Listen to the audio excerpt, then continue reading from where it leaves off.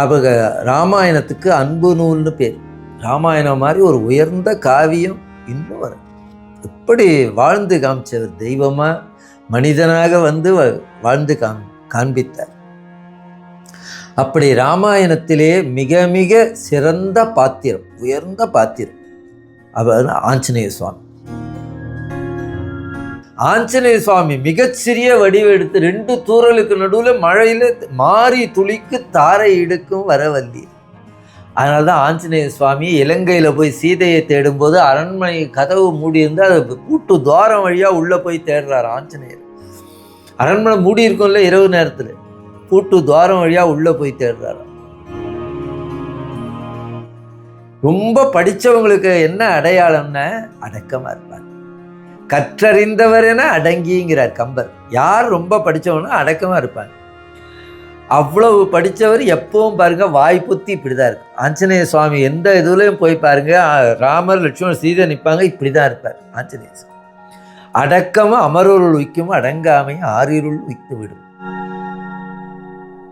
ராம் ராம் ராம் ராம் ராம் ராம். இன்னொன்று, எங்க ராமாயணம் சொன்னாலும் அங்க அருவமா ஆஞ்சநேயர் இருப்பாராம். நான் எங்கள் பெரியப்பா வாரியார், அவங்க திருப்புகழ் மேலே உயிரையே வச்சுருப்பாங்க. எங்கே திருப்புகழ் பஜனை இருந்தாலும் அங்கே வாரியார் சுவாமி இருப்பார்னு சொல்லுவேன்.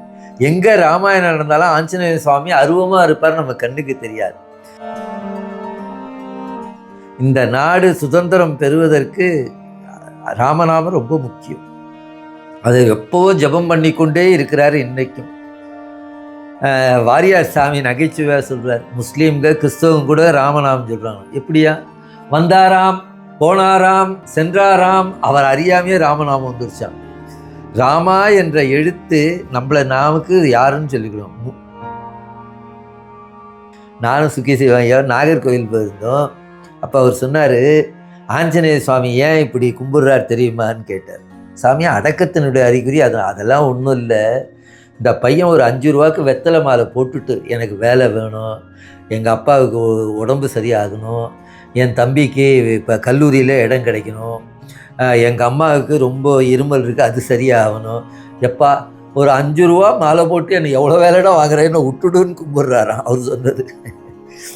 ஆகையினாலே ஆஞ்சநேய சுவாமியை வணங்கினால் அடுத்த பிரம்மாவாக வரப்போகுது ஆஞ்சநேய சுவாமி. நல்ல தலையெழுத்தாக எழுதுவார்.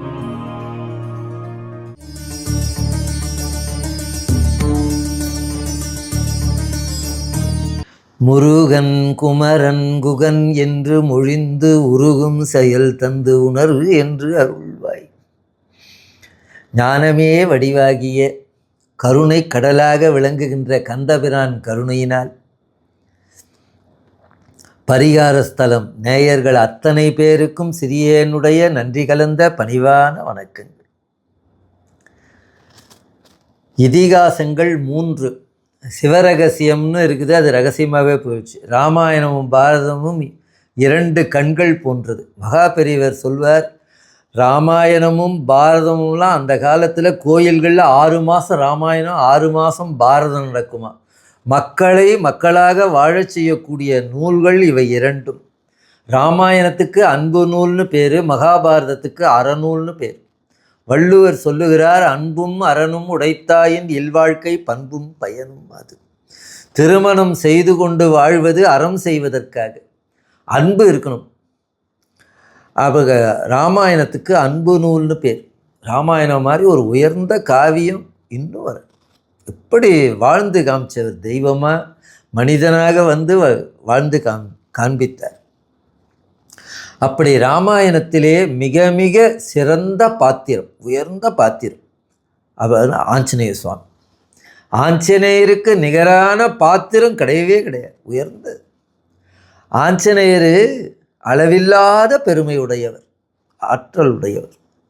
ஆஞ்சநேய சுவாமி விஸ்வரூபம் எடுத்தார் என்றால் மகன்மேருகிரி சின்னதாக இருக்குமா, ஒரு காலில் ஒதுச்சிடுவாராம் ஃபுட்பால் மாதிரி. மகன்மேருகிரியே மேருகிரிக்கு மீதுர நிற்கும் பெருமையர் கம்பர் சொல்கிறார். மேருகிரி விட பெருசாக போவாராம்.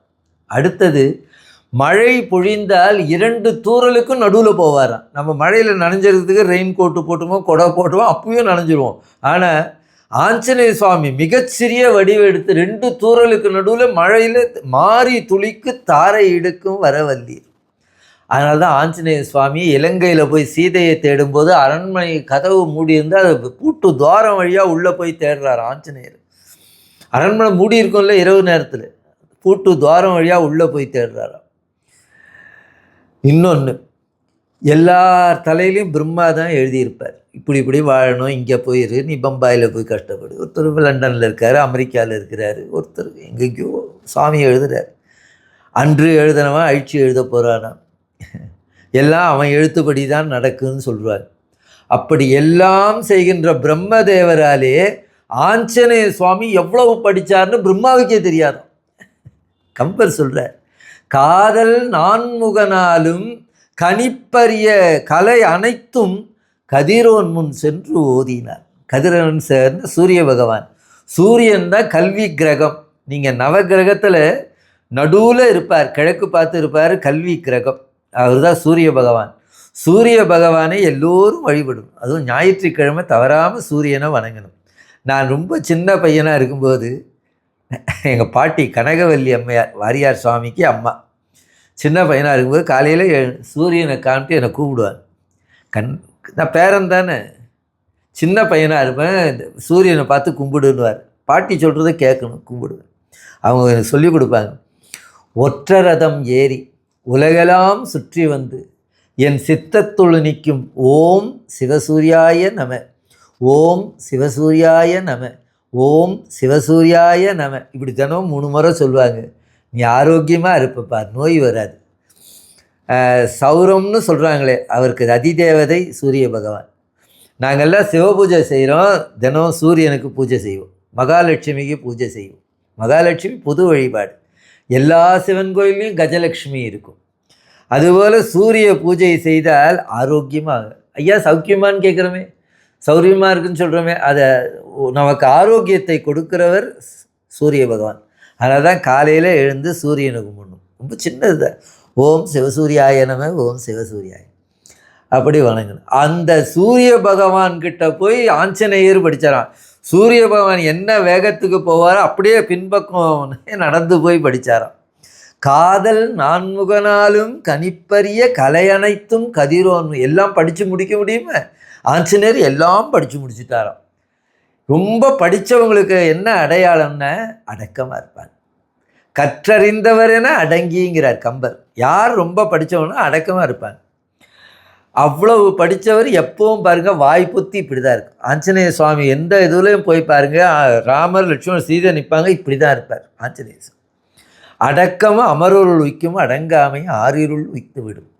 அளவில்லாத ஆற்றல் உடையவர், அகங்காரமே கிடையாது. தனக்கு இவ்வளவு சக்தி இருக்கிறதுங்கிறதே அவருக்கு தெரியாது. எம்பெருமான் யார் பெரியவர் யார் சிறியவர்னா, தனக்கென்று வாழ்கிறவர்கள் சிறியவர்கள், பிறருக்கென்று வாழ்கிறவர்கள் பெரியவர்கள். ஆஞ்சநேயரை கும்பிட்ட எல்லா நாளும் அதிக சில பேர் ரொம்ப பலசாலியாக இருப்பான், புத்தி இருக்காது. நல்ல புத்திசாலியாக இருப்பான், உடம்புல வலிமை இருக்காது. புத்தி பலம் எல்லாம் உடையவர் ஆஞ்சநேயர். இப்போ இருக்கிற பிரம்மா ரிட்டையர் ஆகிட்டா அடுத்த பிரம்மா வரப்போது ஆஞ்சநேய சுவாமி. ராமர் வைகுந்தம் போயிட்டார், ஆனால் ஆஞ்சநேய சுவாமி இன்றைக்கும் கதலீவனங்கிற பக்கத்தில் ராமநாமம் சொல்லிகிட்டே இருக்கிறார். ராம் ராம் ராம் ராம் ராம் ராம். இன்னொன்று, எங்கே ராமாயணம் சொன்னாலும் அங்கே அருவமாக ஆஞ்சநேயர் இருப்பாராம். நான் எங்கள் பெரியப்பா வாரியார், அவங்க திருப்புகழ் மேலே உயிரே வச்சுருவாங்க. எங்கே திருப்புகழ் பஜனை இருந்தாலும் அங்கே வாரியார் சுவாமி இருப்பார்னு சொல்லுவேன். எங்கே ராமாயணம் நடந்தாலும் ஆஞ்சநேய சுவாமி அருவமாக இருப்பார், நம்ம கண்ணுக்கு தெரியாது. நீங்கள்லாம் இந்த ராமநாமத்தை சொல்லுங்கள். ஸ்ரீராம ஜெயம்னு சொன்னார். அந்த அம்மாவுக்கு சண்டை நடக்குது, யார் ஜெயிச்சாங்கன்னு தெரியல. இப்போ இருக்கிற மாதிரி நியூஸ் பேப்பரோ ரேடியோவோ தொலைக்காட்சிகளோ இல்லாத காலம். ராமர் யுத்தம் நடக்குது, அம்பாள் யார் ஜெயிச்சாங்கன்னு தெரியல. ஆஞ்சநேயர் பறந்து வந்து சொன்னார், ஸ்ரீராம ஜெயம். வளவளான்னு பேசலை, அம்மா ராமர் ஜெயிச்சார், ஸ்ரீராம ஜெயம்னு சொன்னார். இந்த ராமநாமங்கிறது 2 எழுத்து, ராம் ராம் ராம் ராம். இந்த நாடு சுதந்திரம் பெறுவதற்கு ராமநாமம் ரொம்ப முக்கியம். அதை எப்போவோ ஜபம் பண்ணிக்கொண்டே இருக்கிறார் இன்றைக்கும். வாரியார் சாமி நகைச்சுவையாக சொல்கிறார், முஸ்லீம்க கிறிஸ்தவங்க கூட ராமநாமம் சொல்கிறாங்க. எப்படியா? வந்தாராம், போனாராம், சென்றாராம், அவர் அறியாமையே ராமநாமம் வந்துருச்சான். ராமா என்ற எழுத்து நம்மளை நாமுக்கு யாருன்னு சொல்லிக்கிறோம். மும்மைசால் உலகுக்கெல்லாம் மூலமந்திரத்தை தம்மையே தமக்கு நல்கும் தனிப்பெரும் பதத்தை நமக்கு யாருன்னு நம்மளை காட்டி கொடுக்குமா ராமநாமம். ஆத்ம ராமர்னு பேர் வைப்பாங்க. ஆத்மாவும் ராமரும் ஒன்று. அந்த ராமநாமத்தை நாம் சொல்லிக்கொண்டே இருந்தால் நிச்சயமாக நமக்கு ஜென்மமும் பாவமும் இன்றி தீரும். திரும்ப ஜென்மா வராராம். ஆகையினாலே எல்லாரும் ராம் ராம்.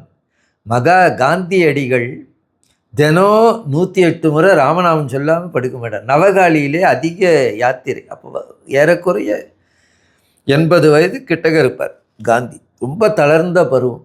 ரொம்ப யாத்திரை போயிட்டு வந்தார். உடம்பிலே அசதி இருந்தால் வசதி இல்லைனாலும் தூக்கம் வந்துடும். வந்த உடனே படுத்துட்டார். நல்ல தூக்கம். ஒரு நாழிகை கலைஞ்ச உடனே பக்கத்தில் மது. காந்தி சொல்கிறார், மது மது ஏன் பாபுஜி? காந்தியை பாபுஜின்னு. ஏன் பாபுஜி? அம்மா, நான் நவகாளி யாத்திரை போய்விட்டு வந்தேனே, ராமநாமம் சொல்லிவிட்டு படுத்தோன்னா சொல்லாமல் படுத்தணும். வயசானதுனால சொன்னோமா இல்லையான்னு ஞாபகம். பேத்தி பொண்ணு சொன்னேன், பாபுஜி நீங்கள் ரொம்ப களைச்சி வந்தீங்க, இன்றைக்கி ராமநாமம் சொல்லாமல் படுத்துட்டீங்க. காந்தி தாரதாரையாக அழுதாராம் கண்ணீர் விட்டு. என்னை போல் நன்றி மறந்து உண்ட ராமா, உன்னை மறந்து விட்டேனே. கண்ணீர் விட்டு அழுதாராம். கை கால் அலம்பி ஊதுவத்தி வச்சுட்டு தினம் 108 முறை ராமநாமம் சொல்வாராம். அன்றைக்கி கூடுதலாகவும் சொன்னாராம். சொல்லிட்டு படுத்துட்டார். அடுத்த நாள் காலையில் அவருக்கு காலை ஆகாரம் ஆட்டுப்பாலும் வேர்க்கடலையும் சாப்பிடுவார். அந்த சமையல் பண்ணுற தம்பியை கூப்பிட்டு 3 நாளைக்கு ஆசிரமத்தில், சபர்மதி ஆசிரமத்தில் எனக்காக சமைக்க வேண்டாம். ஏன் பாபுஜி? நேற்று இரவு நான் ராமநாமம் சொல்ல மறந்துட்டேன். அப்புறமா சொன்னேன். அந்த மறந்ததற்காக 3 நாள் பட்னியாக இருந்தாராம். வாரியார் சாமி சொல்கிறார், நாம் மறந்த நேரத்தெல்லாம் கூட்டி பெருக்கினா ஆயுசுக்கும் இல்லை, நம்ம பட்னியாக இருக்க வேண்டி வரும். காந்தியடிகள் எப்போவும் ராமநாமம் சொல்வார். எப்போ அவர் கூட்டம் ஆரம்பித்தாலும் ரகுபதி ராகவ ராஜாராம் அந்த பாடலை சொல்லி தான் ஆரம்பிப்பார். கூட்டம் முடிஞ்ச பொழுதும் ராமநாமம். அந்த ராமநாமம் நம்மை ஊவிக்கும். 2 எழுத்து, ராம் ராம் ராம் ராம். நம்ம சைவர்களாக இருந்தால் சிவசிவா, அதுவும் 2 எழுத்து தான். இந்த பகவன் நாமாவை இந்த கலியுகத்திலே நாம் உய்வு பெறுவதற்கு ராமநாமம் மிக மிக உயர்ந்த ஞானம். அதை இன்றும் எப்பொழுதும் கதலிவனத்திலே ராம் ராம் ராம் ராம் என்று ஆஞ்சநேய சுவாமி இருக்கிறார். ஆஞ்சநேய சுவாமி எப்பவும் கும்பிட்ட கையோடு இருப்பார். அடக்கத்தினுடைய ஒரு முறை நானும் சுக்கி சிவாயா நாகர்கோவில் போயிருந்தோம். அப்போ அவர் சொன்னார், ஆஞ்சநேய சுவாமி ஏன் இப்படி கும்பிட்றார் தெரியுமான்னு கேட்டார். சாமி, அடக்கத்தினுடைய அறிகுறி அதெல்லாம் ஒன்றும் இல்லை. இந்த பையன் ஒரு 5 ரூபாய்க்கு வெத்தலை மாலை போட்டுட்டு எனக்கு வேலை வேணும், எங்கள் அப்பாவுக்கு உடம்பு சரியாகணும், என் தம்பிக்கு இப்போ கல்லூரியில் இடம் கிடைக்கணும், எங்கள் அம்மாவுக்கு ரொம்ப இருமல் இருக்குது, அது சரியாகணும், எப்பா ஒரு 5 ரூபா மாலை போட்டு என்னை எவ்வளோ வேலைடா வாங்குறேன்னு விட்டுடுன்னு கும்பிட்றாராம் அவர் சொன்னது. ஆகையினாலே ஆஞ்சநேய சுவாமியை வணங்கினால் அடுத்த பிரம்மாவாக வரப்போகுது ஆஞ்சநேய சுவாமி. நல்ல தலையெழுத்தாக எழுதுவார். அதனால் ஆஞ்சநேயரே சனிக்கிழமை மூலா நட்சத்திரம், ஆஞ்சநேயரை வழிபடுங்கள். உங்களுக்கு துன்பம் அருகாது, ராமருடைய அருள் கிடைக்கும். அடுத்த இந்திரனாக வரப்போகுது மகாபலி சக்கரவர்த்தி. இப்போ இருக்கிற இந்திரன் ரிட்டையர் ஆகிட்டா அடுத்ததாக வரப்போகிறது மகாபலி சக்கரவர்த்தி. அடுத்த இந்திரன், அடுத்த பிரம்மா வரப்போகுது ஆஞ்சநேய சுவாமி. அந்த ஆஞ்சநேயருடைய பெருமை. ஆஞ்சநேயரை கும்பிட்டா குழந்தைக்கு, ஆஞ்சநேயர் டாலர் போட்டாலே குழந்தைகளுக்கு பயம் வராது. எப்போவும் ஆஞ்சநேயரை வணங்கி நாமும் அவரை போல அடக்கமாக இருந்து கடவுள் திருவருளை பெற வேண்டும் என்று இந்த பரிகார ஸ்தலம் நேயர்கள் அனைவர்கள் திருவடிகளும் வேண்டிக் கொட்டுவது. பகவன் நாமாவை காலையிலே எழுந்து 10 முறை சொல்லுங்க. எனக்கு தெரிந்த எங்கள் ஜெனரல் மேனேஜரு, நான் எல்விவியில் வேலை பார்த்தேன், அவங்க அம்மா தினம் ஒரு டைரி வச்சுருப்பாங்க. அந்த மாதிரி 70 வயசு 80 வயசுனா கூட சாப்பிட டிஃபன் வச்சா டப்புள் வைக்க மாட்டேன். முதல்ல இந்த டைரியில் ஸ்ரீராம ஜெயம்னு 108 முறை எழுதிட்டு தான் சாப்பிடுவாங்க. வயதா இதையெல்லாம் நம்ம வாழ்க்கையில் கொஞ்சம் கொஞ்சம் தினம் நம்மளால் அதிக வேலை இருக்கும், படுக்கிறதுக்கு முன்னாடி 10 முறை ராமஜெயம். நிச்சயமாக உங்கள் வாழ்வு சிறக்கும் என்று சொல்லி எல்லோருக்கும் எல்லா நலமும் விளைய ஆண்டவனை வேண்டி இந்த வார்த்தையை இந்த அளவிலே நிறைவு செய்து கொள்ளுகிறேன். நன்றி, வணக்கம்.